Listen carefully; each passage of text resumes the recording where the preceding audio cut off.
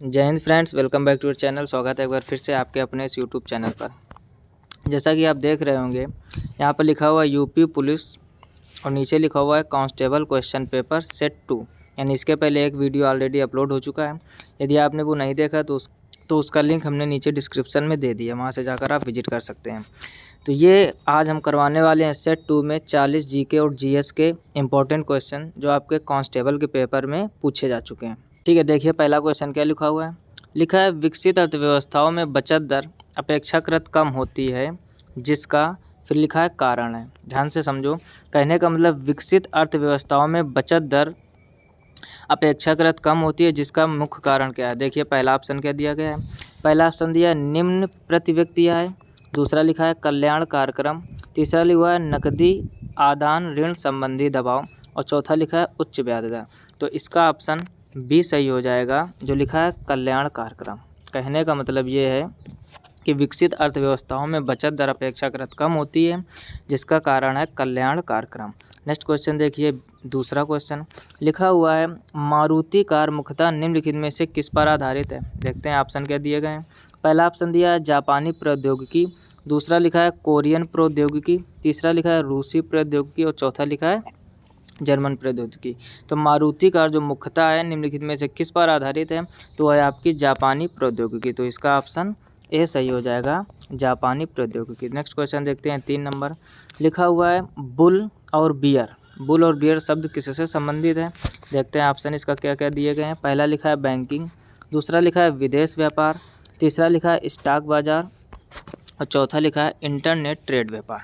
ठीक, तो इसका ऑप्शन सी सही हो जाएगा, स्टॉक बाजार। यानी ऑप्शन सी इसका सही हो जाएगा, स्टॉक बाजार। कहने का मतलब बुल और बियर शब्द किससे संबंधित है, तो वो स्टॉक बाजार से संबंधित है। नेक्स्ट क्वेश्चन देखते हैं 4 नंबर। लिखा हुआ है ऐसी मुद्रा जिसकी विनिमय दर सरकार द्वारा प्रभावित होती है क्या कहलाती है। ध्यान से पढ़िए क्वेश्चन को। लिखा है ऐसी मुद्रा जिसकी विनिमय दर सरकार द्वारा प्रभावित होती है क्या कहलाती है। देखते हैं इसके ऑप्शन। पहला ऑप्शन दिया गया अप्रबंधित मुद्रा, दूसरा लिखा है प्रबंधित द्वारा, तीसरा लिखा है दुर्लभ मुद्रा और चौथा लिखा है अधिशेष मुद्रा। ठीक, तो यहाँ जो द्वारा लिखा हुआ है यहाँ पर मुद्रा कर लीजिए ऑप्शन बी में, और इसका सही ऑप्शन कौन सा होगा, बी ही सही हो जाएगा। ठीक, ऑप्शन बी इसका यानी प्रबंधित, यहाँ पर मुद्रा कर लीजिए। द्वारा जहाँ पर लिखा हुआ है थोड़ी मिसप्रिंट है ये। कहने का मतलब ऐसी मुद्रा जिसकी विनिमय दर सरकार द्वारा प्रभावित होती है वो क्या कहलाती है, तो वो है आपकी प्रबंधित मुद्रा। नेक्स्ट क्वेश्चन देखिए 5 नंबर। लिखा हुआ राज्य चुनाव आयोग नगर पालिका चुनाव किस अनुच्छेद के अधीन संचालित व नियंत्रित करता है तथा उसका अधीक्षण करता है। फिर से पढ़ लीजिए। लिखा है राज्य चुनाव आयोग नगर पालिका चुनाव किस अनुच्छेद के अधीन संचालित व नियंत्रित करता है तथा उसका अधीक्षण करता है। देखते हैं इसके ऑप्शन। पहला लिखा है अनुच्छेद 240 फर्स्ट के तहत, दूसरा लिखा है अनुच्छेद 241 सेकंड के तहत, फिर लिखा है अनुच्छेद 243 के, फिर लिखा है अनुच्छेद 245 डी।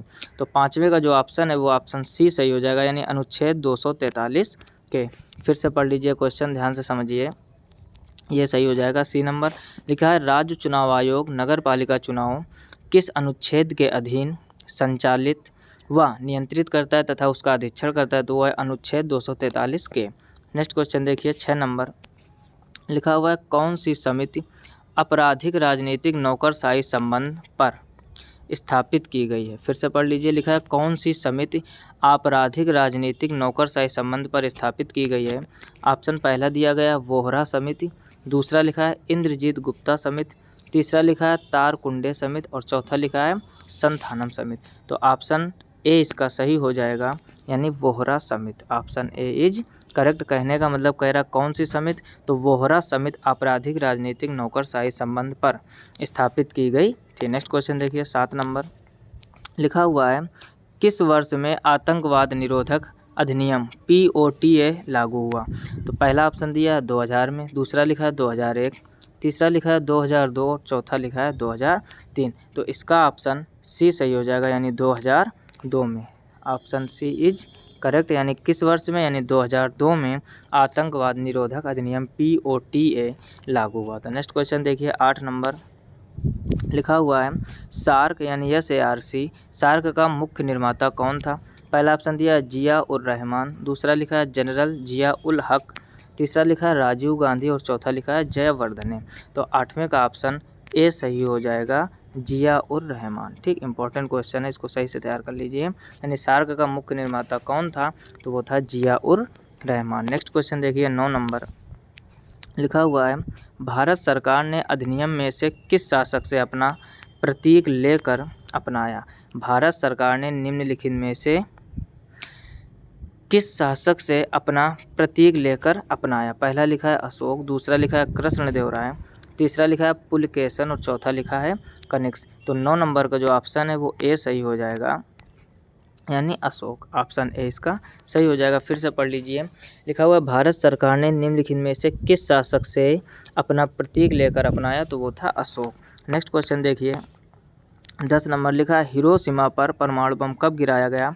ऑप्शन देखते हैं, पहला लिखा है 6 अगस्त 1945, फिर लिखा है 9 अगस्त 1945, फिर लिखा है 9 अगस्त 1946, फिर लिखा है 6 अगस्त 1942। तो हिरोशिमा पर इसका ऑप्शन सही हो जाएगा आपका ए नंबर। फिर से समझ लीजिए, यानी 6 अगस्त 1945 ईस्वी को हिरोशिमा पर बम गिराया गया था। अब देखो ये किसके द्वारा गिराया गया था, तो अमेरिका के द्वारा। और कहाँ गिराया गया था, ये जापान, यानी जापान के आपके 2 शहर थे। थोड़ा पॉइंट समझ लीजिए यहाँ पर, एक हिरोशिमा और एक नागासाकी। तो 6 अगस्त 1945 को हिरोशिमा पर बम गिराया गया था और जस्ट 2 दिन बाद 9 अगस्त 1945 को नागासाकी पर गिराया गया था। अगर आपसे क्वेश्चन बन जाए कि नागासाकी पर परमाणु बम कब गिराया गया, तो उसका ऑप्शन बी सही हो जाता 9 अगस्त 1945। लेकिन यहाँ पर आपसे पूछा गया कि हिरोशिमा पर परमाणु बम कब गिराया गया था, तो ये था 6 अगस्त 1945। इंपॉर्टेंट क्वेश्चन है, कई बार एग्जाम में बन चुका है। नेक्स्ट क्वेश्चन देखिए 11 नंबर लिखा हुआ है, 6ठी शताब्दी ईसा पूर्व कौन सा काल कहा था। लिखा है विवेचक, फिर लिखा है बौद्धिक जागृति, तीसरा लिखा है राजनीतिक असंतोष, चौथा लिखा है धार्मिक उत्तेजना।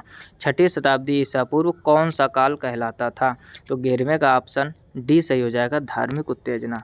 यानी इसका ऑप्शन कौन सा सही हो जाएगा, डी नंबर, धार्मिक उत्तेजना। यानी 6ठी शताब्दी ईसा पूर्व धार्मिक उत्तेजना काल कहलाता था। तो यहाँ तक 11 क्वेश्चन कंप्लीट हो गए। नेक्स्ट क्वेश्चन देखते हैं 12 नंबर।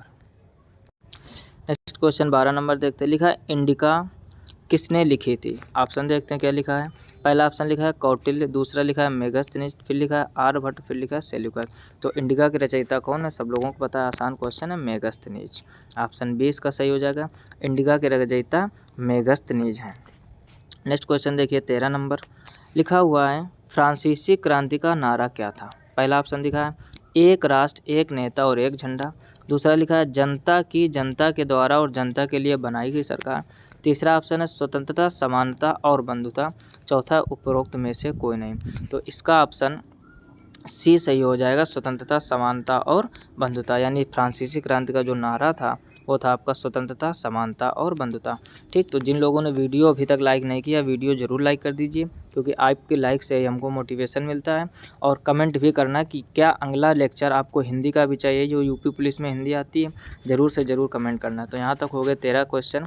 नेक्स्ट क्वेश्चन देखते हैं 14 नंबर लिखा हुआ, विश्व का सबसे बड़ा द्वीप कौन सा है। पहला ऑप्शन है ग्रीनलैंड, दूसरा लिखा है मैडागास्कर, तीसरा लिखा है न्यूजीलैंड और चौथा लिखा है श्रीलंका। तो विश्व का जो सबसे बड़ा द्वीप है वो है आपका ग्रीनलैंड। ऑप्शन पहला इसका सही हो जाएगा, ग्रीनलैंड। यानी विश्व का सबसे बड़ा द्वीप कौन सा है, तो वो है ग्रीनलैंड। नेक्स्ट क्वेश्चन देखते हैं 15 नंबर लिखा हुआ है, भारत में कॉफ़ी की खेती के लिए सबसे उपयुक्त क्षेत्र कौन सा है।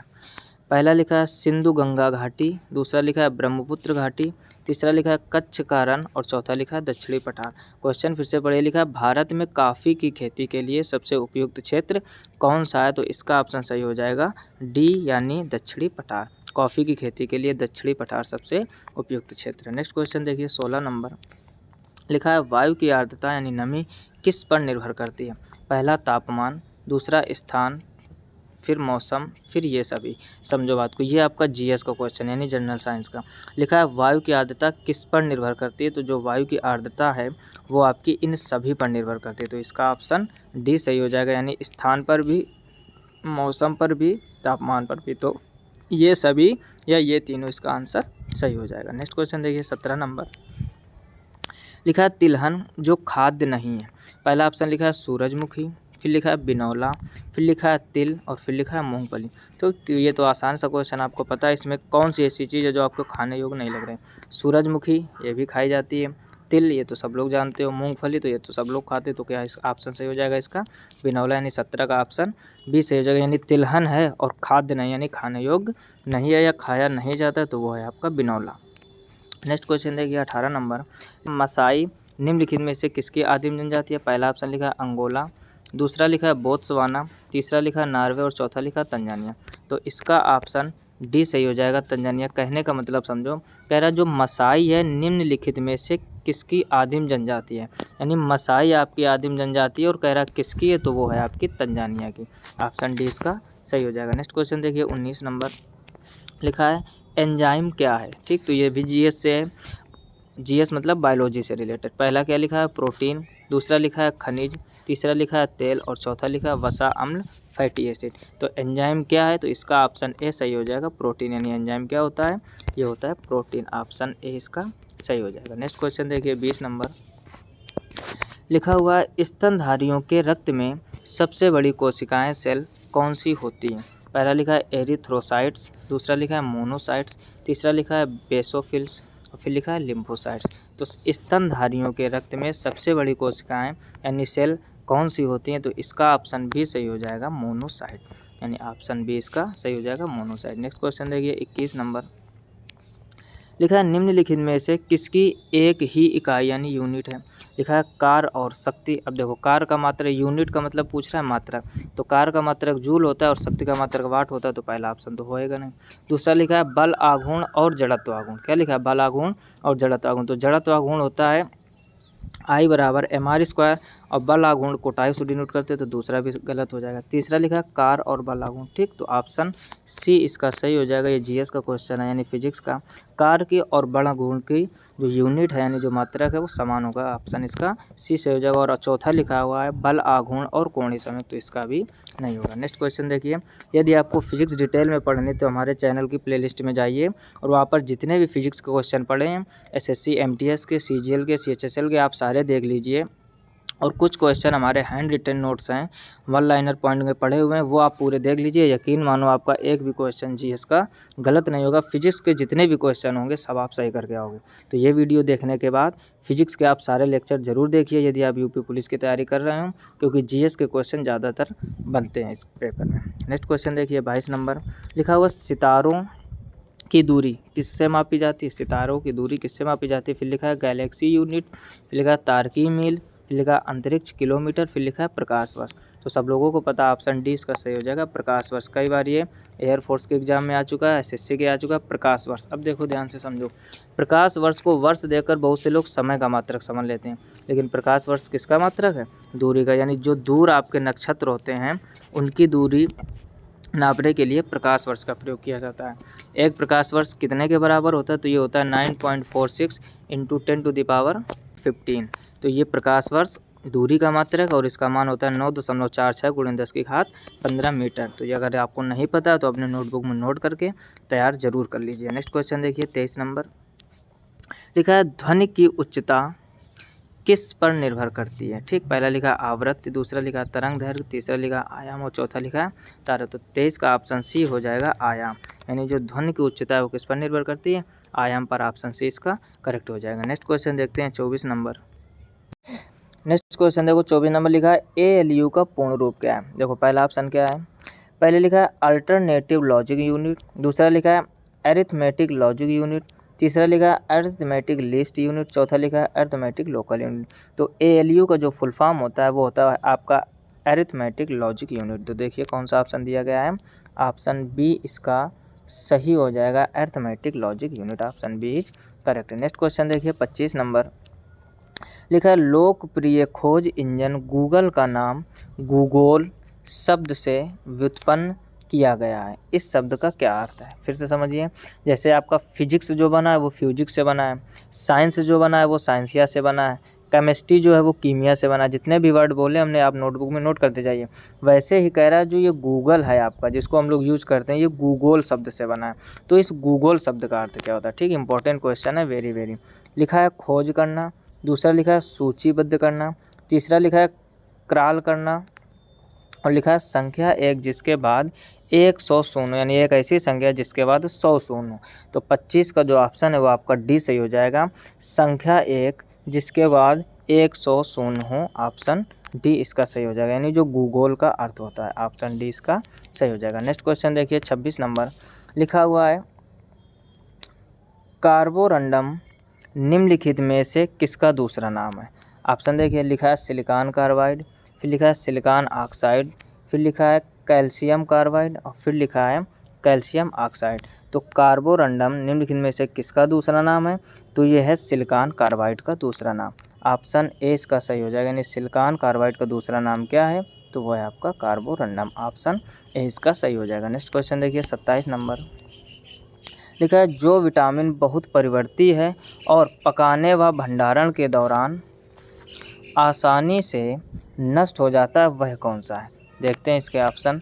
ऑप्शन लिखा हुआ है विटामिन डी, फिर विटामिन सी, विटामिन B6 और विटामिन के। तो कह रहा है जो विटामिन बहुत परिवर्ती है और पकाने व भंडारण के दौरान आसानी से नष्ट हो जाता है, वह कौन सा है, तो वह है आपका विटामिन सी। ऑप्शन बी इसका सही हो जाएगा, विटामिन सी। नेक्स्ट क्वेश्चन देखिए 28 नंबर लिखा है, हाइड्रोजन के एक परमाणु में न्यूट्रॉनों की संख्या कितनी होती है। पहला लिखा है 1, दूसरा लिखा है 0, तीसरा लिखा है 2 और 3। तो ये केमिस्ट्री का क्वेश्चन है, यानी जीएस जिसको हम लोग कह सकते हैं। तो 28 का हो जाएगा बी। हाइड्रोजन के एक परमाणु में जो न्यूट्रॉनों की संख्या होती है वो होती है 0। अब देखो न्यूट्रॉन निकालते कैसे, ध्यान से समझना। ये लिखा है जैसे हमने 1H1, तो जो ये ऊपर वाले होते हैं, आपको एक बार आप सीख लो, आसानी से निकाल लोगे। रटने से चीज़ें अच्छा होता है सीखना। ऊपर जो ये लिखा होता है इसको हम लोग कहते हैं परमाणु भार। क्या कहते हैं इसको हम लोग, परमाणु भार। ध्यान से समझना पॉइंट को। और जो नीचे लिखा होता है इसको हम लोग कहते हैं परमाणु क्रमांक। क्या कहते हैं, परमाणु क्रमांक, या हम लोग इनको प्रोटॉनों की संख्या भी कह सकते हैं। ठीक, अब समझो ध्यान से, जब भी हमें न्यूट्रॉन निकालना हो तो न्यूट्रॉन का फार्मूला होता है परमाणु भार माइनस परमाणु क्रमांक, यानी नीचे वाली संख्या ऊपर वाली संख्या से आप घटा दीजिए तो आपकी आ जाती है न्यूट्रॉनों की संख्या। आपने फिजिक्स में पढ़ा भी होगा। अब देखो इसमें ऊपर भी 1 है और नीचे भी 1 है। जब हम न्यूट्रॉनों की संख्या निकालेंगे तो 1 - 1 क्या हो जाएगा, 0। इसी वजह से जो इसका ऑप्शन दिया गया है वो दिया गया है 0। आई होप आप बात समझ गए होंगे। यानी न्यूट्रॉन बराबर होता है परमाणु भार माइनस परमाणु क्रमांक। तत्वों के परमाणु भार परमाणु क्रमांक अगर आपको याद है तो आप आसानी से निकाल पाओगे। नेक्स्ट क्वेश्चन देखिए 29 नंबर क्या लिखा हुआ है, जब चंद्रमा पूरी तरह से सूर्य को ढक लेता है, आच्छादित कर लेता है, तो उसे क्या कहते हैं। ध्यान से पढ़िए। पहला ऑप्शन दिया गया है एटुम्ब्रा, दूसरा लिखा है प्रच्छाया, फिर लिखा है उपछाया यानी पिनम्ब्रा, और लिखा है डी इनमें से कोई नहीं। तो 29 का जो ऑप्शन है वो भी सही हो जाएगा। इसको हम लोग कहते हैं प्रच्छाया यानी उम्ब्रा। क्या कहते हैं, यानी जब चंद्रमा पूरी तरह से सूर्य को ढक लेता है या आच्छादित कर लेता है तो उसे हम लोग प्रच्छाया यानी उम्ब्रा कहते हैं। नेक्स्ट क्वेश्चन देखिए 30 नंबर लिखा हुआ है, समुद्र के जल के दिन में 2 बार तालबद्ध उतार चढ़ाव को क्या कहते हैं। जो समुद्र का जल होता है दिन में 2 बार जो तालबद्ध उतार चढ़ाव होता है उसको क्या कहते हैं। ठीक, पहला ऑप्शन दिया गया है ज्वार भाटा, दूसरा लिखा है समुद्री प्रवाह, तीसरा लिखा है तरंग और चौथा लिखा है जल चक्र या वाटर साइकिल।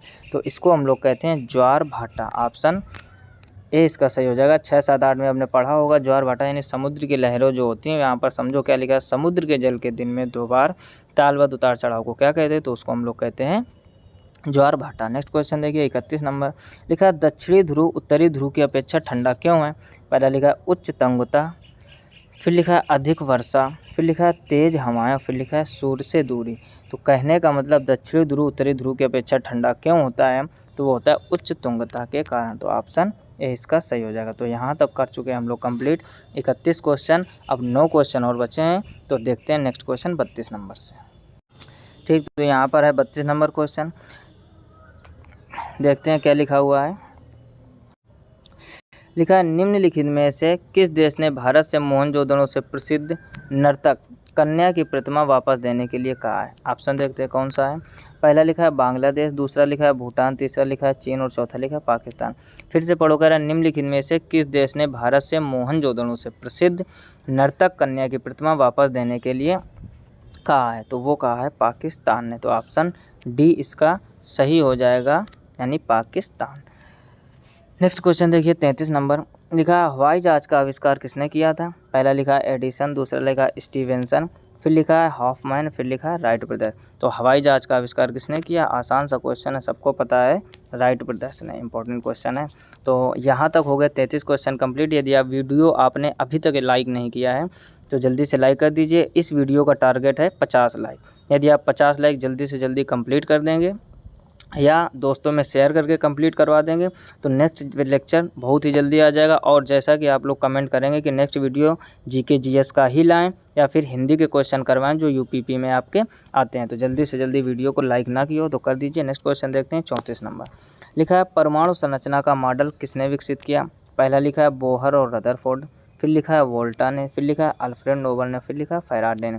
तो परमाणु संरचना का मॉडल किसने विकसित किया था, तो वो दो लोगों ने मिलकर किया था। समझ गए होंगे आप दो लोग किसमें हैं, बोहर का पूरा नाम नील्स बोहर है और रदरफोर्ड। तो परमाणु संरचना का मॉडल बोहर और रदरफोर्ड ने मिलकर तैयार किया था। नेक्स्ट क्वेश्चन देखिए 35 नंबर। लिखा है किस भारतीय क्रिकेट खिलाड़ी ने वनडे वंडर्स नामक पुस्तक लिखी है। यानी कौन सा भारतीय खिलाड़ी हैं जिन्होंने वनडे वंडर्स नाम की पुस्तक लिखी है। ऑप्शन देखते हैं। पहला लिखा है कपिल देव, दूसरा लिखा है सचिन तेंदुलकर, तीसरा लिखा है सुनील गावस्कर और चौथा लिखा है रवि शास्त्री। तो इसका ऑप्शन सही हो जाएगा सुनील गावस्कर, यानी 35 का ऑप्शन सी सही हो जाएगा। यानी सुनील गावस्कर ने कौन सी पुस्तक लिखी है, वनडे वंडर्स। इंपॉर्टेंट क्वेश्चन है, आप जरूर से जरूर तैयार कर लीजिए। नेक्स्ट क्वेश्चन देखिए 36 नंबर। लिखा हुआ है तट आधारित इस्पात संयंत्र कहाँ स्थित है। यानी जो तट आधारित इस्पात संयंत्र है वो कहाँ स्थित है, तो वो स्थित है आपका विशाखापट्टनम में। देखिए कौन सा ऑप्शन दिया गया है, तो ऑप्शन सी इसका सही हो जाएगा। कहाँ पर, विशाखापट्टनम में। नेक्स्ट क्वेश्चन देखिए 37 नंबर। लिखा है उत्तर प्रदेश में 8 महाजनपदों के अलावा कितने गणतंत्री राज्य अस्तित्व में थे। ध्यान से पढ़िए, उत्तर प्रदेश में कह रहा 8 महाजनपदों के अलावा कितने गणतंत्रीय राज्य अस्तित्व में थे, तो उसका आंसर हो जाएगा आपका 37 का बी, यानी 2। कितने थे, 2। Option B is correct. Next question देखिए 38 नंबर। लिखा है सुप्रसिद्ध जैन धर्म का पर्यटन स्थल काम्पिल किस नदी के किनारे स्थित है। पहला लिखा है घाघरा, दूसरा लिखा है यमुना, तीसरा लिखा है शारदा और चौथा लिखा है गंगा। तो 38 का जो ऑप्शन है वो आपका डी सही हो जाएगा, यानी गंगा। इंपॉर्टेंट क्वेश्चन है। कहने का मतलब सुप्रसिद्ध जैन धर्म का पर्यटन स्थल काम्पिल किस नदी के किनारे स्थित है, तो वो स्थित है आपका गंगा नदी के किनारे। नेक्स्ट क्वेश्चन देखिए 39 नंबर। लिखा हुआ उत्तर प्रदेश में शीत ऋतु में तापमान किस ओर से किस ओर बढ़ते हैं। ध्यान से पढ़िए, उत्तर प्रदेश में शीत ऋतु में यानी सर्दियों के दिनों में तापमान किस ओर से किस ओर बढ़ते हैं। लिखा है दक्षिण से उत्तर, फिर लिखा है उत्तर से दक्षिण, फिर लिखा है पूर्व से पश्चिम, फिर लिखा है पश्चिम से पूर्व। तो इसका ऑप्शन जो है 39 का वो सही हो जाएगा बी। 39 का कौन सा ऑप्शन सही है, बी, यानी उत्तर से दक्षिण। नेक्स्ट क्वेश्चन देखिए इस लेक्चर का लास्ट क्वेश्चन। लिखा है 40 नंबर। हिंदू मुस्लिम एकता का प्रतीक सुलह कुल उत्सव उत्तर प्रदेश किस शहर में आयोजित किया जाता है। फिर से पढ़ लीजिए, हिंदू मुस्लिम एकता का प्रतीक सुलह कुल उत्सव उत्तर प्रदेश किस शहर में आयोजित किया जाता है। पहला ऑप्शन लिखा है मेरठ, दूसरा लिखा है अलीगढ़, तीसरा लिखा है लखनऊ और चौथा लिखा है आगरा। तो ये जो आयोजित किया जाता है ये आपका आयोजित किया जाता है आगरा में। तो ऑप्शन डी इसका सही हो जाएगा, यानी हिंदू मुस्लिम एकता का प्रतीक सुलह कुल उत्सव उत्तर प्रदेश किस शहर में आयोजित किया जाता है, तो वो किया जाता है आगरा में, जहाँ आपका ताजमहल स्थित है। तो यहाँ तक 40 क्वेश्चन कंप्लीट हो गए। ये प्रीवियस ईयर क्वेश्चन पेपर हैं जो आपको उत्तर प्रदेश पुलिस के एग्ज़ाम में पूछे गए हैं। नीचे कमेंट करके ज़रूर बताइए कि नेक्स्ट क्वेश्चन जीके जीएस के वीडियो बनाया जाए या फिर हिंदी का या फिर दोनों बनाया जाए। जैसा आप कमेंट करोगे वैसा ही नेक्स्ट वीडियो आने वाला है। तो आई होप आप पूरी बात अच्छे से समझ गए होंगे। यदि चैनल पर पहली बार आए हो तो चैनल को सब्सक्राइब अवश्य कर लीजिए, क्योंकि मैं जैसे ही कोई नया वीडियो अपलोड करूँगा तो आपको तुरंत उससे नोटिफिकेशन मिल जाएगा। यदि आपने अपने दोस्तों को नहीं शेयर किया तो ज़रूर शेयर कीजिए, क्योंकि वो भी पुलिस की अगर तैयारी कर रहे हो या फिर किसी भी एसएससी एग्ज़ाम की, जरूरी नहीं ये क्वेश्चन पुलिस में आए तो पुलिस में ही आएंगे। आप एसएससी के स्टूडेंट हो तो ज़रूर तैयार करो और एसएससी के स्टूडेंट को ज़रूर शेयर करो। मिलते हैं नेक्स्ट वीडियो में, तब तक अपना ख्याल रखिए, अच्छे से पढ़ाई करते रहिए। तब तक के लिए जय हिंद, राधे राधे।